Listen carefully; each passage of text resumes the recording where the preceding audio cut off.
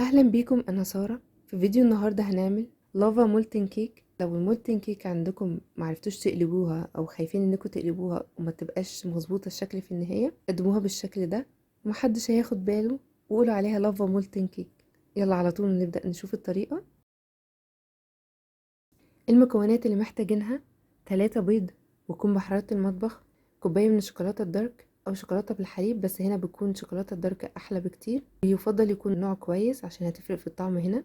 نص كوباية من الزبدة، تلت كوباية من السكر أو ممكن نخليه ربع على حسب ذوقكم وعلى حسب انتوا حابين السكر يكون قد ايه، ربع من الدقيق، عليه رشة ملح، فانيليا.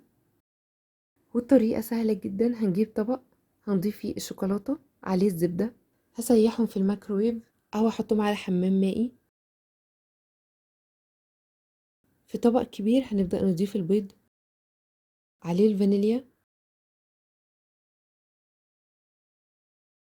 السكر، وهنبدأ نضربهم بالمضرب الكهربائي لحد ما اتأكد ان السكر داب.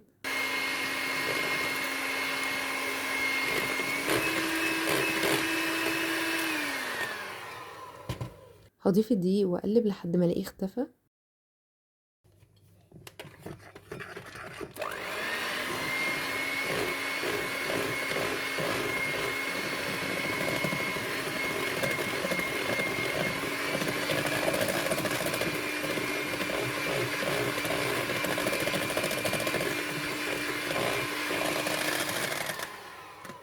وهضيف الخليط اللي عملناه من الزبدة والشوكولاتة، وما يكونش سخن قوي، احنا عايزينه مجرد ان هو يكون ساح وما يبقاش دافي قوي قوي معانا. هخلي ايديا في قلب الخليط ده شوية، ما احسش ان انا ايديا سخنة او لسعني، عشان لو كان سخن وضفناه على الخليط فهيسوي البيض وهيكون طعمه مش حلو قوي خالص في النهاية.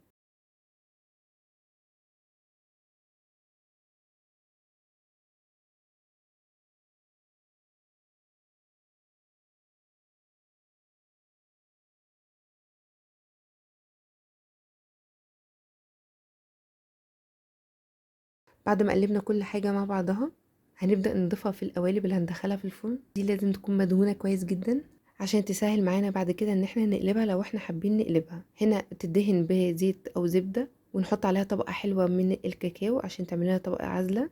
هدخلها فرن على درجة حرارة 180 في الرف الوسط.